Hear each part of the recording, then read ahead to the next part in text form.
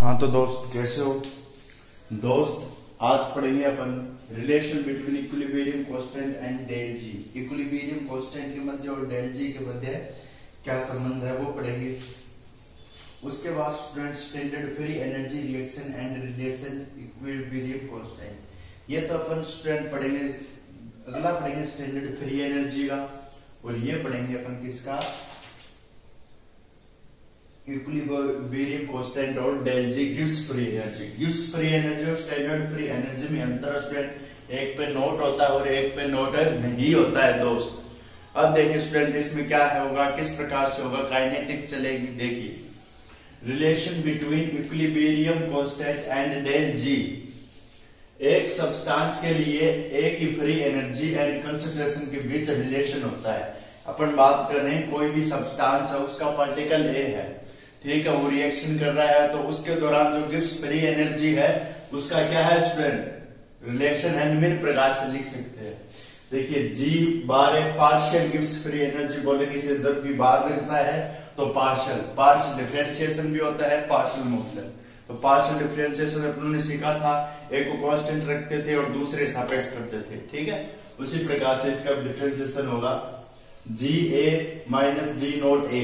Ji A bar गिव्स free energy partial में, ये स्टैंडर्ड गिव्स free energy equal to R T L N concentration of A, यानी log 10 भी लिख सकते हैं स्टूडेंट। log 10 का मान 1 होता है तो ln में चेंज कर दिया 2.303 करके, तो ln में चेंज कर दिया वो हट गया और a लिख दिया कंसंट्रेशन। आ गया समझ में। इसी प्रकार से अपन लिखते हैं ना, तो इसी प्रकार से जैसे ई नोट ऑफ सेल लिखते हैं तो उसमें यही तो होता है स्टूडेंट, ठीक है। यहाँ पर ln लिया है log 10 का मान, ठीक है। तो ये एक नंबर समीकरण। जी ए partial molar free energy, ji A बार क्या है, पार्शियल मोलर फ्री एनर्जी, और ए का केमिकल पोटेंशियल। ए क्या है, ए का केमिकल पोटेंशियल है, पार्शियल मोलर फ्री एनर्जी है। G naught A standard state में ए की पार्शियल मोलर फ्री एनर्जी है। स्टैंडर्ड स्टेट में स्टैंडर्ड है, नोट है, ए की partial molar free energy. R gas constant है, A concentration molar concentration of A. Thus the general reaction, इसी प्रकार से जनरल रिएक्शन क्या होगी दोस्त, ए, ठीक है। यहां पर एक मॉलिक्यूल है, ये इसकी कंसंट्रेशन है, यहां पर बी है, ये बी, और ये रिवर्सिबल हो सकती है दोनों, तो सी डी और डी। इस प्रकार से लिखा है इसने, यानी ए मोल है, बी भी मोल है, इस कंसंट्रेशन में बोल सकते हैं, साथ में कंसंट्रेशन तो नहीं बोल सकते, लेकिन ए अणु बन रहा है, बी से बी दोनों मिलकर क्या बना रहे हैं, C plus D capital D. अब ये देखिए स्टूडेंट, इसको आगे किस प्रकार से डिफाइन करेंगे। ये जनरल रिएक्शन है। द फ्री एनर्जी चेंज, जो फ्री एनर्जी चेंज होगा वो देखिए G del G equal to C G C plus D bar G D. ये बार स्टूडेंट, यहाँ पर मैंने इसका डिफरेंशिएशन करके लिखा है, यानी जो पॉजिटिव वैल्यू थी ये प्लस की वैल्यू है, ये रिएक्टेंट है। प्लस के मतलब ये बता रहा है कि प्रोडक्ट बड़ा है, रिएक्टेंट का मतलब टूटा है, रिएक्टेंट की नेगेटिव कंसंट्रेशन लिखी, तो जी सी जी प्लस डी जी बार डी माइनस ए जी बार ए माइनस बी जी बी। आया समझ में। पहले सी वाला पोर्शन, फिर ए बी वाला रिएक्टेंट वाला पोर्शन लिखा है इसी समीकरण से। अब यहाँ पर ये तो है इसकी गिव्स फ्री एनर्जी, ये स्टैंडर्ड है। स्टैंडर्ड में यहाँ पर बस नोट लगा दिया, नोट लगा दिया, नोट लगा दिया, नोट लगा दिया, समीकरण नंबर 3 आ गई। अब इसके बाद में समीकरण 3 आने के बाद में एक बात लिखिए, because the free energy additive होती है, बिकॉज क्योंकि फ्री एनर्जी एडिटिव होती है, एंड रिएक्शन का एक रिएक्शन का फ्री एनर्जी चेंज, एक रिएक्शन का फ्री एनर्जी चेंज प्रोडक्ट की फ्री एनर्जी एंड रिएक्टेंट की फ्री एनर्जी का सम होता है। प्रोडक्ट की फ्री एनर्जी एंड रिएक्टेंट की फ्री एनर्जी का सम होता है। इस रिलेशनशिप को इक्वेशन फर्स्ट में पुट अप करने पर, अब इसके बारे में बात करेंगे अपन किस प्रकार से माजरा होगा। इक्वेशन फर्स्ट में पुट अप करेंगे, फिर इसके बाद में मैं आपको कुछ बातें लिखाऊंगा, ठीक है। तो इसके बाद में ये थोड़ा सा और देखिए स्टूडेंट, इक्वेशन फर्स्ट में पुट अप करिए क्या मान आएगा इसका। हाँ तो दोस्त इसके बाद में देखिए आपको क्या करना है दोस्त, यहाँ पर अपन ने इक्वेशन 2 और 3 लिखी थी, तो अब इसके बाद में अपन क्या लिखना है 2 और 3। तो इस रिलेशनशिप है जो 2 नंबर और 3 नंबर है, पुट अप इक्वेशन फर्स्ट को पुट अप करेंगे। तो यहाँ पर क्या लिख सकते हैं स्टूडेंट, यहाँ पर एक बात लिखनी है, वो लिखिए स्टूडेंट, यहाँ पर लिखिए जहां डेल जी नोट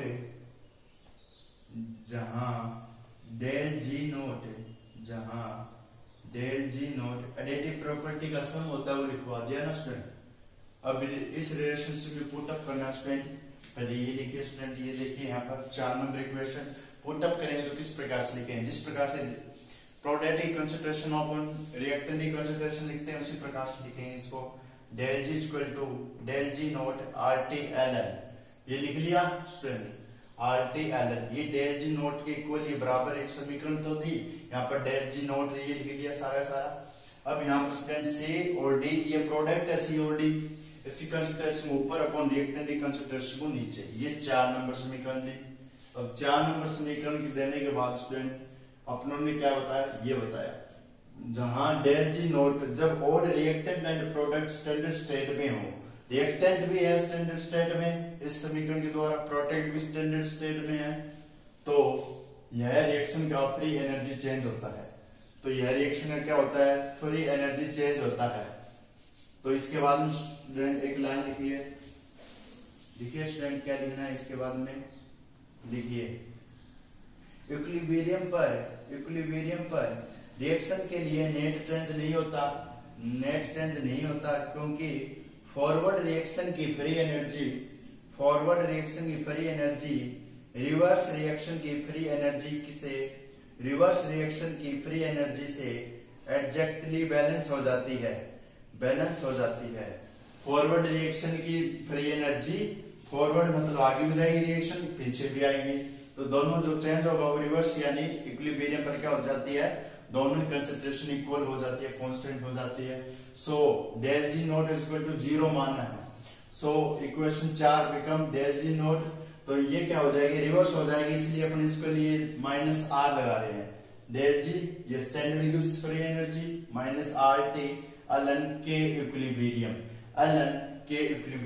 ये देखिए student R T minus R T लगा दिया, ये अपनों ने स्टेटमेंट लिखा है रिवर्स हो जाती है, तो ये minus R T L N और इस सारे को के इक्विलिब्रियम की इक्वल लिख दिया, ये के इक्विलिब्रियम। इक्वेशन नंबर 5, तो के इक्विलिब्रियम का फैमिलियर इक्विलिब्रियम कांस्टेंट, के इक्विलिब्रियम क्या है, रिएक्शन का फैमिलियर इक्विलिब्रियम कांस्टेंट है।